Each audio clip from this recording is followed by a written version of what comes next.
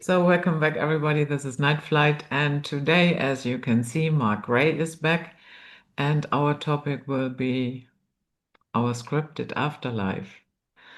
Yeah, Mark, I watched your movie that Mhm. you did about this subject, and for the audience, I will put it down in the description box so that Mhm. you can watch it as well.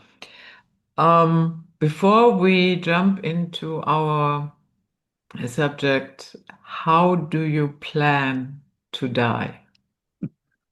Well, I haven't planned on my death, nor my No, no, time no, and no. date yet. Okay, not plan in the sense Yeah, that it will happen October 3rd, da da da da da. No, right. but if you um, could pick a how it happens, what would you prefer?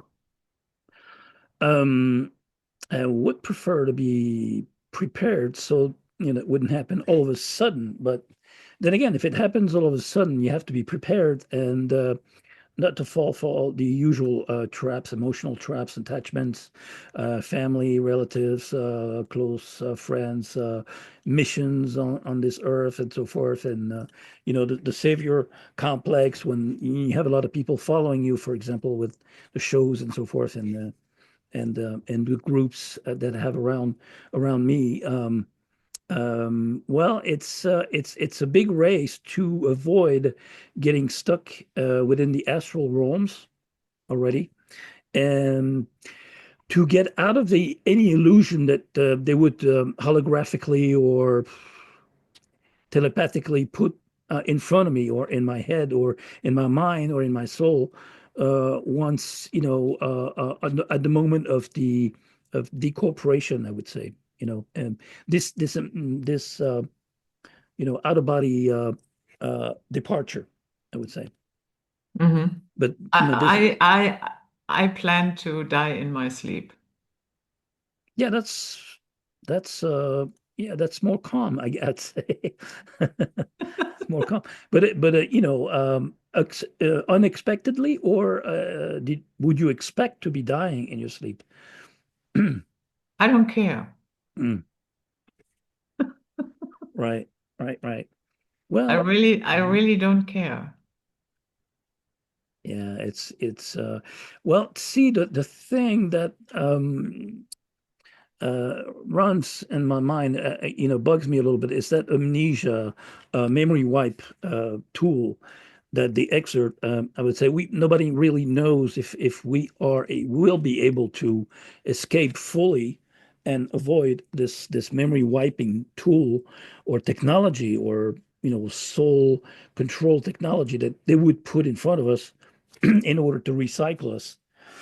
Is our sovereignty and knowledge all along what we've learned along our lives is enough at the moment of death to avoid the pitfalls of recycling. Mm. So that's my question. I would say, all this guilt, desire, karmic debts, and those levers of control and will be applied. And well, Hardy Mikoski talks about it. The role of amnesia in capturing consent, and that's pretty important. So nobody really knows if it's going to be strong enough to bypass this step. I would say. I mean, I intend to, but you know, it requires practice. I'd say. Yeah, but you cannot really practice this. No, well, no, not really. You know what I mean? Mm, Um, and I think I'm pretty bold in that regard. And if, let's say, they show me a dear pet or my grandmother or whatever, I would certainly say, nice try. I have an appointment somewhere else, guys, because you have to agree. They mm, cannot force you. Well, that's the question we were asking ourselves. How did we get into this crap, this hellhole, in the first place? Did we get, did they drain our consent, luring us into this experience, selling it to us as a school or, I would say like a combat experience or something, in order to improve what? That won't serve us in the afterlife or elsewhere in other dimensions. We don't. I don't think it's going to be any useful. But it is really the meaning of life, isn't it?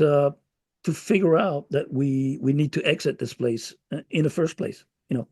And that may be the ultimate meaning of life is to figure out that we need to get out and exit this place that is a trap and a loose producing farm and that being sold to us by all the NPCs and all the propaganda and the archonic control power pyramid of power as a beautiful place and it's so nice, all the carrots of happiness that's being sold to us in between hardships. I'm not talking about the afterlife manipulation. I'm talking about during life. You know. Yeah. Um, It certainly has his wonderful moments, of course. mhm, Yeah. Um, for instance, I absolutely love my experiences that I had in the African bush when I was on safari. We slept in tents, and as soon as the sun was up, we were on our road, and we had wonderful experiences. During that time, all the animals, March, April, had little babies. We had wonderful experiences with huge groups of elephants and their little ones. Of course, that is wonderful. And I don't see any point in not enjoying it. mm, Yeah, that is an experience that I will always cherish. But ultimately, it does not mean that everything is hunky-dory here, mm, because it's not. mm, And even in the bush, you can see that what Howdy Mikovsky always calls it the slaughterhouse. Yeah, it mm. is. Yeah, it is a slaughterhouse, down to the very smallest cell in this biology biological world, as well as this the intentions and the thoughts and planning that are planted in our minds through all those war scenarios and genocides all over, always, over and over again, and this transhumanism world that is being sold to us through TV series, movies, dystopian movies, and so forth, and they're selling it to us as the pretext is that it's going to be too unsettled and chaotic of a world not to be ruled by AI and by digital IDs and controlling everyone. I mean, the only ones who are not controlled and transparent and being checked out or are the elites and the billionaires. So you know they can take out hundreds of billions of euros or dollars snatched away from our taxpayers' money, but we have to um, we have to we have to demand less money for retirement. We have to work. We would have to work later in life until we're dead, until we Hmm. die, and so we don't cost money for for Social Security. Yeah, So so that that's the plan.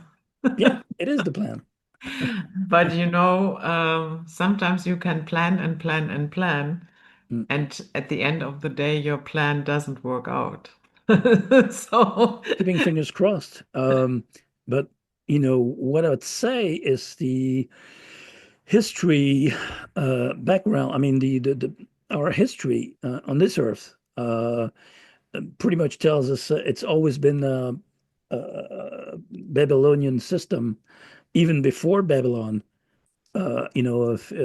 it's always the a bunch of zillions of servants and a small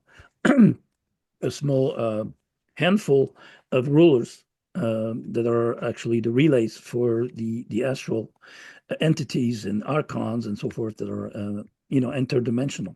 Hmm. That it is a loosh farm. So basically, human energy is being harvested, and that's pretty much more and more obvious when you see all the energy, money, and time and illusion that's being spread through the media to entertain and maintain the negative emotions and suffering. Yeah.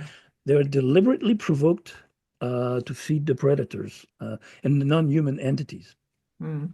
Mark, That's oh when I look at you, your yeah. image is going up and down, up and down, Oops. up and down, Oh. very, very, very fast, there, as if Mm, you're, I don't know, on an unstable ground. It's a little mm. bit irritating. Can you do Yeah. something on your end? Yes, it's my table here. I should not touch it. Okay. I won't Okay. touch it. Yeah. Hmm. So Okay. Good. Good. mm. Because I thought it. Yes, well, I need to put a big heavy weight on it so it doesn't move. But Shall we pause a little bit and you get a uh, weight? um, Shall we do that?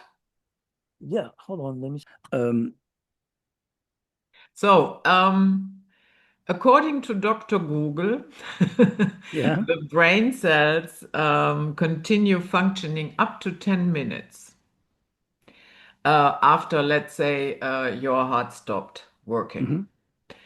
And in that time period, is a lot of opioids and other Hmm. stuff, hormones and what have you, is released, and the brain is flooded with it. So Dr. Google, of course, explains that these lifelike experiences are just due to all these chemicals, Hmm. and that it really doesn't have anything to do with you.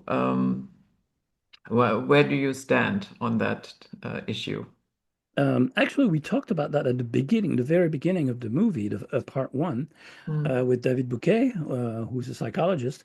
And well, he mentioned actually he has extensive experience as of late with near life and elders, in hospitals and so forth. So he's talked a lot with them, and well, he happens to be questioning them, and actually, yeah, the brain functions. This opioids actually happen and trigger something, but that may be the electrical thing doesn't trigger a life outside of your body or your out of body experience. When people testify that they've identified things very even outside of the room, and even much further down the line than what's around them, near them in the room, so or a hospital room or somewhere else.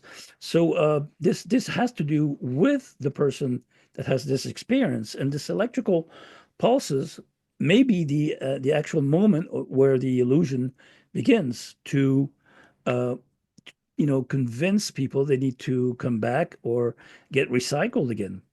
It's actually the opposite. It's actually the very first moment where they get tricked, and you know I think diverted towards I guess their emotional attachment and I would say comeback hopes and the opposite of detachment. And this is the very moment he thinks, and I think that actually the archons are tracking you down to get you recycled or come back to life. That's a lot of NDEs actually witnessed this situation. So it's like a lucid dream a little bit, but you're not lucid. You're dead. So you're dying. Your mm, biological death process is going on the way, is on the way. So you're not fully functional. I'm talking about the people who come back. But of course, yeah, the dead. Uh, well, you're talking about people who come back from NDEs, right? No, no, no, no, I'm just, I was just talking about this particular phase of the dying process where Hmm. all these chemicals start flooding in. Hmm. And so I agree. I think that is, uh, at the very least, the beginning of the mechanism to trick you to go back. Hmm. Would you say that some people went back into their bodies? Hmm. Yeah. Would you say that is always a failure? For instance, I can imagine, let's say, a mother Hmm. who has little children and who is maybe a single mother. I could fully understand that she would say, no, sorry, guys, I'm not going now. I want to be there for my children. Hmm. Yeah, Or, that's or would you say she failed the test? she didn't fail the test. She just followed her emotional attachment, which is Mm. pretty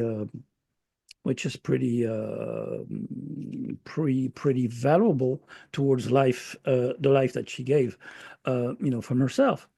However, getting recycled in a new life, reincarnated somewhere else, in a different body, a different timeline, I don't see the point.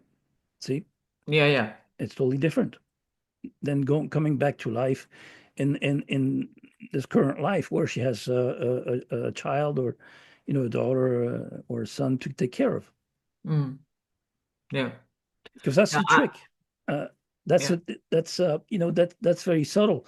It's like promised. It's like being the savior of a life that you gave, okay, in this dimension. But then if you pass and you actually don't come back in the same body, you might end up in a new life, new timeline, new avatar. And I don't see the point of coming back in this case. yeah, yeah, definitely. Mm. I totally agree. Um, as you said, I can fully understand anybody who has, yeah, things to do here. Mhm. And things that are not finished and that are important to you. That, for instance, children, that they grow up in a healthy manner Mhm. and are not kicked around in the system. Yeah, I can fully understand, and I would say, yeah, wouldn't see that as a failure. No, of course not. If it does work, that she comes back into the same avatar that takes care of her children. That's what I Yeah, say. Um, and now the thing is, most mothers, and that's the motherly syndrome, take care of their children the whole life, to take care after the children, even when they're this independent. was the So, public so that hour that for full feeling, emotional access of the feeling, is very entire strong, and interview. that's Please join our Patreon that can be community. tricky Thank you. if her children are perfectly independent and don't really need her, but she's so attached to them, even if they're 40 years old or 50 years old and so forth, that she wants to come back, and in an NDE situation, for example, Yeah, so but that is a that's a bit different different. story. Yeah. Mm. Yeah. So, do you think that these hormones and other chemicals that was implanted deliberately for maybe two reasons? First, to make it a little bit easier to pass over, and the second reason to trick you. Or do you only see one reason? Or maybe multiple reasons? The hormones, you mean the chemicals? Yeah, that will trigger your attachment a little deeper at the moment of the passing, or in a death scenario, for example, or dying process scenario. Yeah, it's an alchemical, I would say, an alchemical process. It's intentional to fight off your detachment, the detachment capabilities, I would say. Um, if you have a tactic, a strategy, and you know where you want to go, which is out of this place, once this happens, and you know, es- specifically attached. Well, if you have loved ones or not loved ones or no loved ones, or if you're all by yourself and so forth. If you have your cats, for example, and you don't want to leave them alone, by themselves. But then again, if you have understood the process of this lush farm, which is harvesting your energy and all the process at all levels, um, what's the point to come back if you know you can join either a better, nicer creation, or joining the void, or going back to the void, or to what you believe is the source. And we can talk about that, because this is very can be tricky. There are different layers of matrices, and I think some are artificial sources that are presented as the source. And in the word source, you have Soros, which is a lizard. So, and not George Soros, who is the same. He's also a lizard. But you have it's a paradox. You have to know where you intentionally want to go, and not to a synthetic paradise that you believe is the way out and the only way out. You know. Hmm. Yeah, exactly. Actually, I have provisions for my cats Oh. in case anything should happen. So that I don't think that will be a problem. Hmm. Um, because I talk to people who is ta taking care of whom, Mhm. and that is actually right now my last attachment here. Hmm. And that one I have sorted out. So yeah, you Hmm. never know. Hmm. I did it. Um, when a couple of years ago I had my brain surgery, Right. and after that I thought, yeah, well, it might be a good idea to make some arrangements so that you don't have to worry about that. Hmm? Hmm. Yeah. Yeah, be prepared. You never know. That's for all situations. And that's the thing. Death might catch us um, when we expected less. So expected the least. And Yeah. Do so you think it's a problem, and not a problem, but do mm, you think there is a huge difference between, let's say you're just getting older and the mhm, physical body at one particular point gives up? mm, Or if, let's say, you are walking in a park, you are 30 years old, mm, and out of the blue, somebody shoots you in the back and you are dead and you are practically shocked out of your body. Do you mm. think that is a big difference in terms of experience? What happens next? It's all related to what you've come up with as far as information that we're discussing today. If you have no idea um, what the meaning of life may be, or if you are interested with the what happens after this terrestrial experience, which is just an incarnation inside an avatar. If you have no idea about that, it doesn't make any difference. But if both avatars are aware of what we're discussing today, I would say maybe growing older may give you more time to prepare. But then again, what's your state of consciousness or healthy health level of mind and brain at the moment of passing? That's important too, because most of them that are ending up in hospitals or in you know, home care or elderly caring facilities, or being shot to death practically with the what those shots and then boosters and so forth, and the rest of the medications, and they're in bad health at the moment of passing. So what do they remember of what they've learned prior to the moment of departure? That's the thing. Mhm. Mhm. Mm, Okay, so mm. what I'm essentially hearing is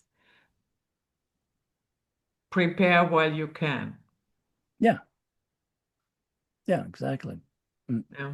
And mm. that way, it doesn't really matter how it happens, when it happens, and if you like it at that particular moment or not. Right. Yeah. Yeah, for many people, it's so weird. I I I have experienced that a couple of times that there are people you cannot talk about death with them. Mm. Absolutely not. They shut up, they shut down, not shut up, they shut down, and that's a subject that they completely avoid. That's the main core discussion topic. The meaning of life. I would say, what else is more important? Why are we here? What are we doing here? Where did we come from, and why did we end up here? And where are we going afterwards? But this is just a terrestrial journey. I mean, we can have many experiences, and maybe in various timelines at the same time, the fragments of our souls. This is another theory that a lot of people discuss, which is that we are fragmented into different timelines and avatars at the same time. So, but then again, it may just make it more difficult to gather all the fragments at once to be able to exit, from one avatar altogether. If you have fragments dispatched all over the place on various timelines. Hmm. So we might just even avoid considering that at the moment of departure, so we are not being slowed down, thinking of, hey, what happens to my other fragments on different timelines? Why am I getting out? Why can't I be getting out easily? Because some fragments are pulling me back, you know? Hmm.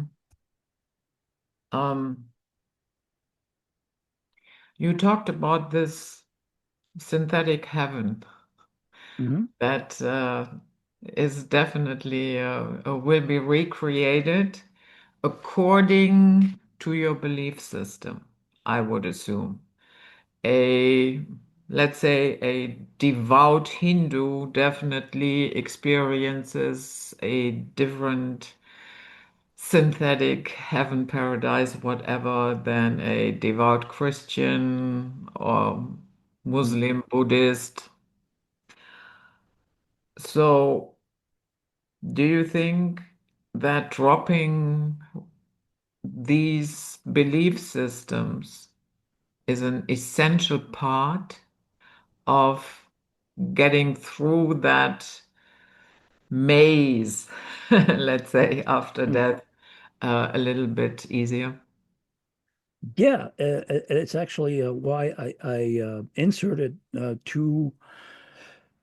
few minutes of in each part of my movie from issued from Contact, the movie Contact, where Mm. she sees she's having an NDE, in her experience, and she's on a beach like the one behind me, When actually. she meets her father. Right. It's just a projection. He tells her, I'm just a projection. I'm here to make you feel comfortable. And we've been visiting you, you're an interesting species, and we're traveling through corridors and portals and and tunnels between dimensions. That's pretty much what he explains.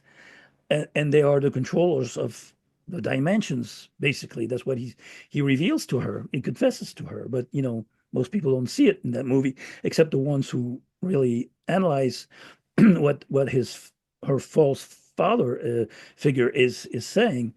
But so afterlife corridors that feature tunnels, review chambers, and so forth, and synthetic paradise. The interiors, like you said, align with our belief system, our belief profiles.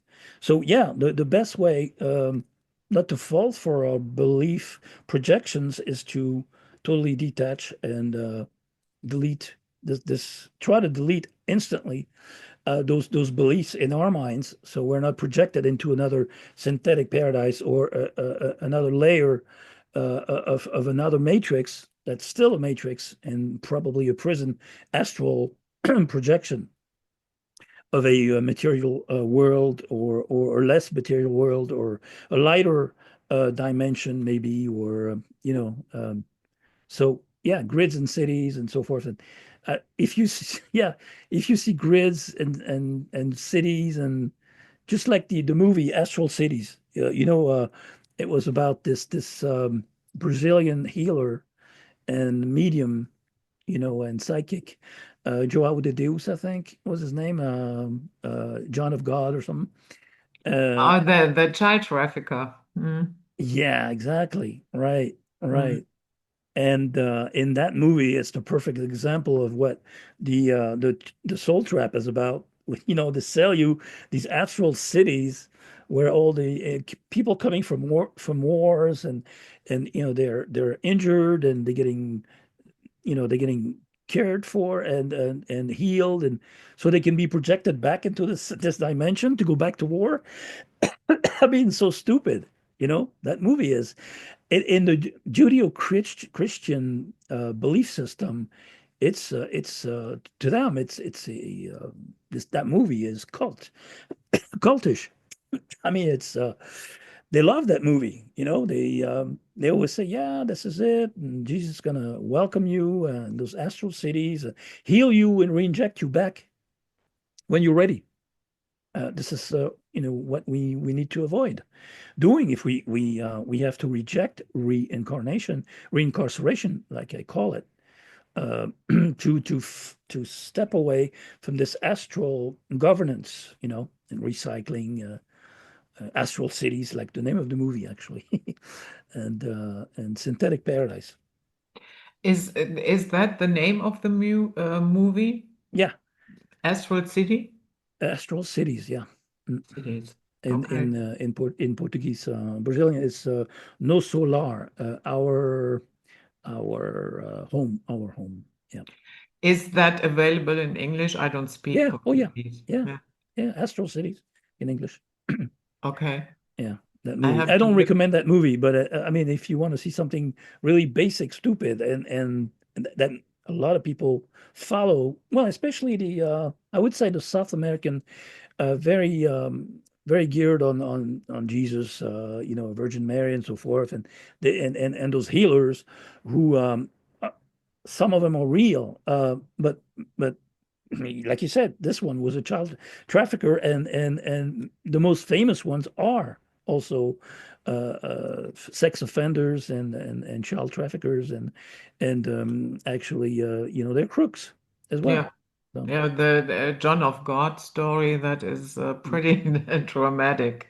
yeah. And the crux is he really did help people. He healed people. Mm, And usually we are conditioned to think if you are capable of healing someone, it cannot be that this comes from a bad source. mhm, Yeah. But in his particular case, mm, it's, I don't know. It must have been a bad source because, he's in prison and what came out through the investigations is quite shocking, actually. yeah. And That reminds me of a UFO dinner I had, and I hosted, among others, Preston Dennett. He wrote a few books about UFO encounters and so forth, and this was about extraterrestrials or aliens healing abductees or contactees. And this is the same principle. It's like, they are gods because they heal us. But what does a farmer do? He's going to take care of his cattle and well, except today where they're actually they actually ask him to kill all of them just because one is sick. We should do the same with politics, politicians. When one is sick, but yeah, they care for their cattle because they're gonna sell them and consume them. It's the same with healers. Basically, those astral negative forces are guiding towards healing. But then again, there's also the placebo effect that is pretty strong among humans. We can actually heal ourselves if we believe it strong enough, as well. And the long track record of healing people might have helped. It's just like the Lord miracles, in Lourdes, France. Mhm. So it's the same. It's the same thing. But the healing, ET healing contactee experiences was the same type of thing, and they all worship the healers. They never thought any of those beings would be negative beings. It's not because they heal you that they don't have an evil intention behind it. When Mm. you see yeah, when you see the hybridization programs and so forth. And I mean, James Bartley must have talked to you about that as well. Yeah, sure, Yeah, sure. yeah. And yeah, so there we have another trap, Mm, meaning according to your belief structure, you will encounter various, let's say, gods, goddesses, in any type of deity or spiritual leader. Or if you cannot be caught by that, mm, yeah, maybe they will present an ET. mhm. Yeah. Absolutely. Well, actually, nothing confirms to us that it's not non-human entities that are, pulling the strings. So that might be the case. Um, Mm. and why is there only human experience that we may have an experience here as a human, but we may have had or will have other experiences in other avatars that are not human. Why only the human experience? That's another theory that some religious people only see humans, and that's the only dimension and only world that exists, and that's pretty restricted, I think. In regards to all the experiences and testimonies that we've collected, and all these people are not crazy, and there's some declassified information as well that has been, of course, disclosed by controlled, through controlled disclosure through the intel and so forth. We know, we're expecting the blue beam, sound and light show to be going off anytime. I mean, we've been waiting for that one for years, but we don't know when they're going to trigger it. And we don't know nanobots that the injected peeps have in their veins, actually in their blood and H2O water in their bodies, in their brains. That might be possible to just trick most of the population that has been injected with this, blue beam scenario. You're familiar with it, right? Yeah. Yeah. Although I have to say I'm a little bit skeptical about that. Yeah. Yeah. I know that that technology exists. I have Mm. seen it when they project it on houses and Mhm. so forth, and then In the it sky, looks in the as sky. if the entire house is crumbling, Mm. and it's a great show, I have to say Mm. that. Mm. But yeah. That I think that would be the ultimate scenario situation for them. Like the politics don't work, the war pretexts don't work anymore. The economy, Hegelian, syndrome and Stockholm syndrome doesn't work. I don't see that not working anymore because I mean, most of the population are NPCs, so it's going to work. But there's going to be a portion, a few millions, that will always be reluctant to those tactics, even with the blue beam scenario. So yeah, why would they? But then again, they would have to be pushed to their as their last resort, to use this technology. I think this AI, well, not AI, but more like a projection 3D, 4D thing Hmm. in the brains behind. It's synthetic telepathy also. It's not only projected up in the sky in front of your eyes, it's inside your brain as well, behind your retina. Hmm. Have The you V took ever, a voice to skull as is the same thing. So, yeah, mm, have you ever been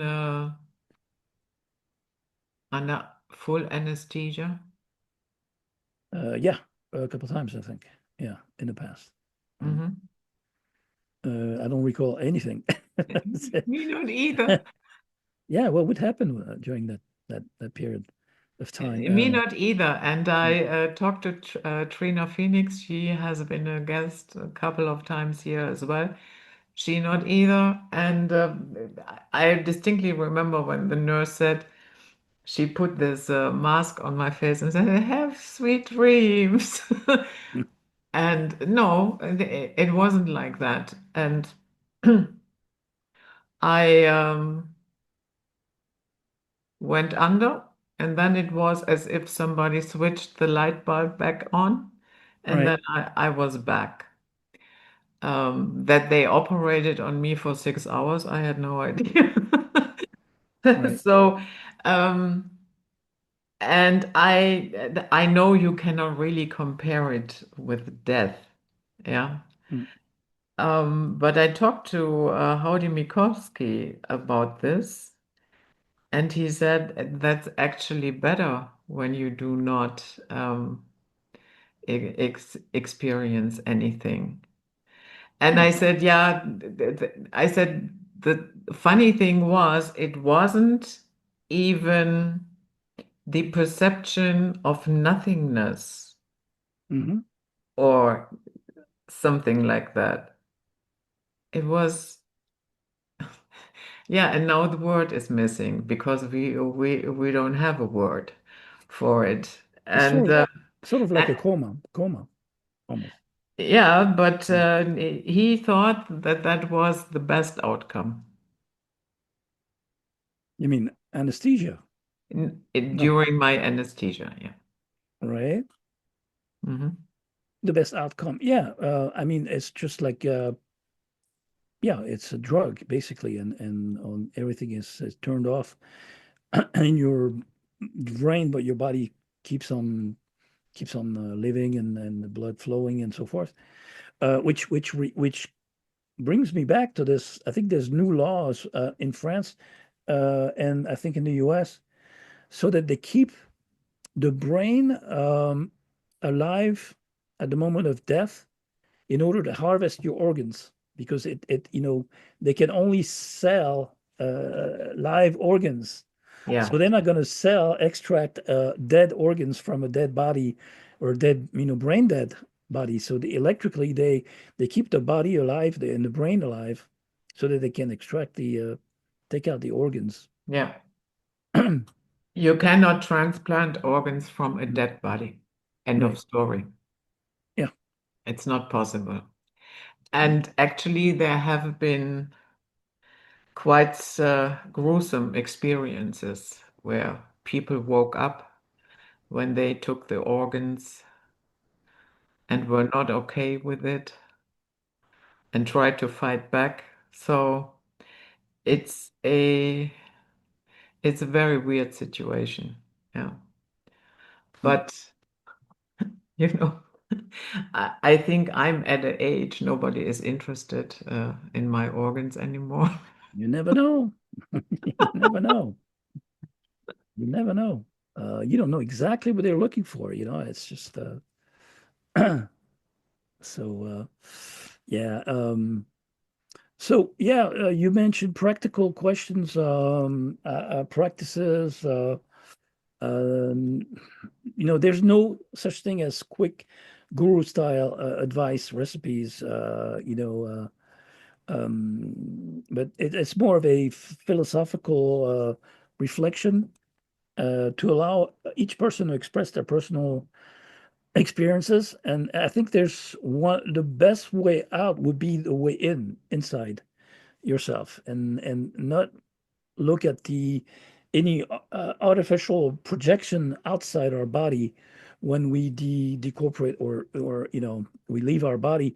I think we have to look inside and reconnect to our uh, personified or singular essence, which I think we are connected to our singular essence, and that's what we need to reconnect to in order to avoid all the traps. Because as soon as you see forms in a non-form environment, it can lead you to a trick. You know what I'm saying? A projection. But if you go inside yourself, it's hard to explain. It's not a meditation. It's just reconnect to your own. Some say through the heart energy organ, not the organ itself, but the heart energy. It's the core uh, uh, um, pathways to your own essence in a singularity profile. It's not the AI transhumanist singularity. This is what it tries to recreate outside of your body. But I'm talking about your personal essence ID identification to your own source. Not a layer of a source, global source, or oneness that's connected to masses of other soul groups, and you see people and projections of figures and archetypes, and no, the total opposite. This was the public hour. For full access of the entire interview, please join our Patreon community. Thank you.